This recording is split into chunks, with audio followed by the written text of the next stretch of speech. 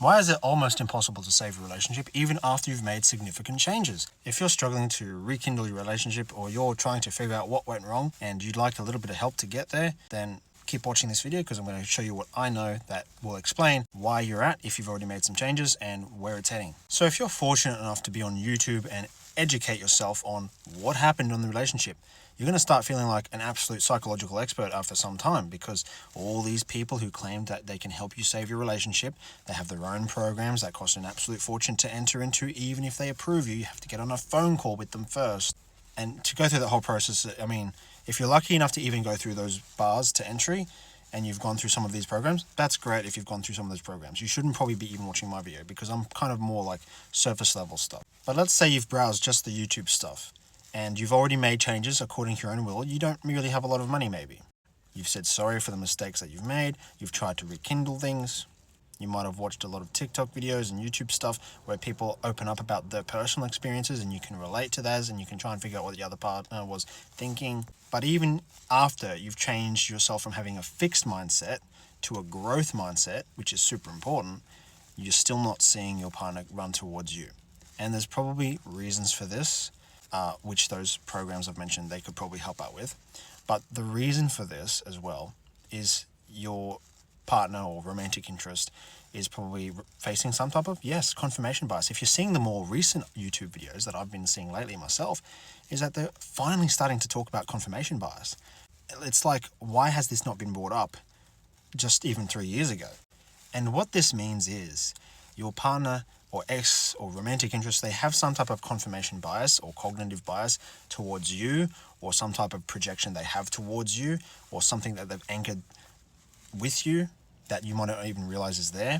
When I say anchor, it could be some type of childhood trauma that they've experienced with someone else, and they've projected that onto you, and then anchored some type of experience with you, and it leaves a bit of a taste in their mouth and in their memory, and the nervous system kind of retracts, and it makes them feel repulsed. And you do everything that you can to remain calm. If you're fortunate enough to be a calm person, you're fortunate enough to understand where the other person is coming from, they're still not running towards you, even if you are a Sigma, Alpha, or whatever male. And sometimes it makes you wonder, are you really even as good as you think? I mean, if you're humble, are you actually that good? Because if you were really that good, women would be flocking to you. Whatever this is, right? At the end of the day, this is all about, can you make a horse drink water? You still could have the most sparkly, crystal clean water on the planet, and the horse may still refuse to drink from the water. You know, there could be something off with the water. You know, let's just say the water is perfectly clear. It's crystal clear. It's the best water in the planet. Let's say it actually is. But then if it actually was, you'd probably be more like an Andrew Tate superstar model type of thing. But even those people have their own situations that they're trying to deal with, right? If the horse still doesn't want to drink that water, it's because it perceives that water to be tainted. It has some type of repulsion of who or where the water came from, why the water is being given it to it, right? And the more you try to make the horse drink the water, the more the horse is going to not want to drink the water. And this horse stuff, what I'm saying is, it's really up to your partner. You can't change your mind, but she can. This was one of the most mind-boggling concepts that I had to figure out for, it took me years to figure this out.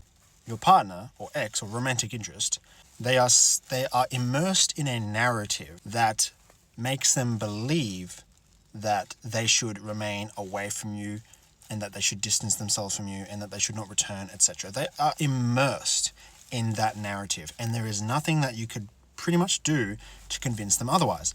Only they have the power to convince themselves.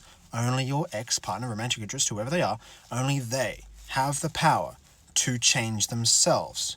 You don't have that control, they have that control. This narrative that they are so immersed in and attached to, right? This is not necessarily a problem on their end per se. It's just a human nature thing. It's a human tendency. And it's their creation.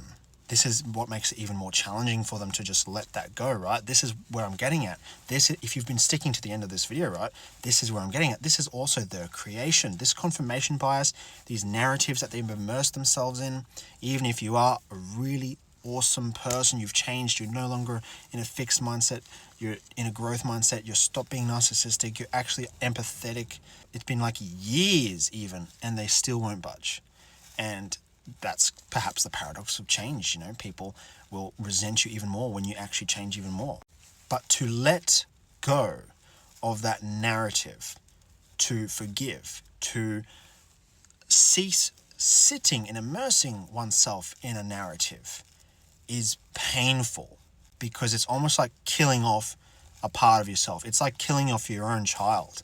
Literally, it's like killing a child. That's what it feels like, to have to remove yourself from that narrative.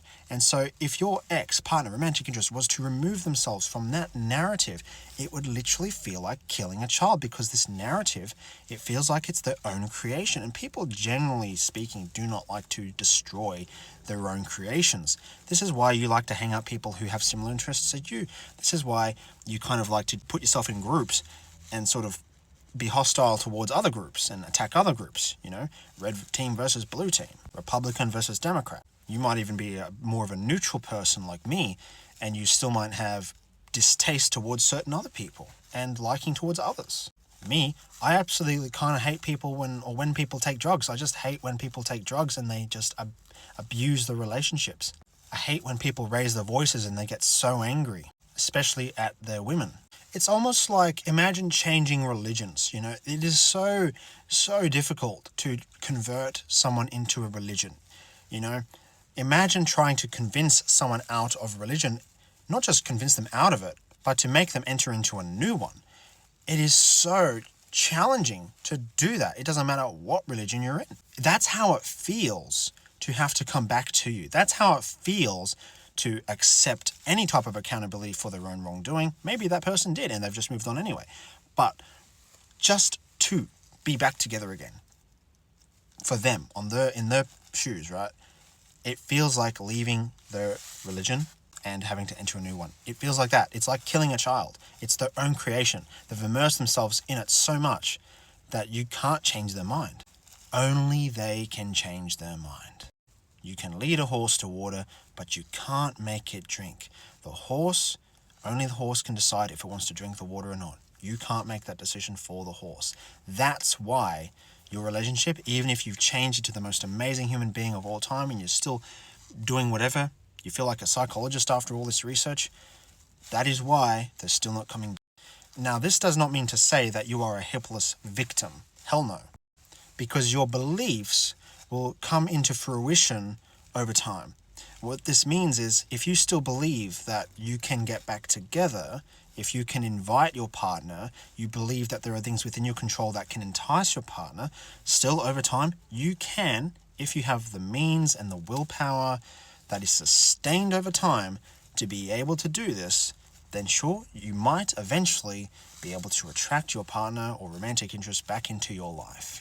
But by that time, you may have already moved on if you've thought about other women, and you might even start questioning whether if you're the one who actually needs to be chosen and if you are actually the chooser.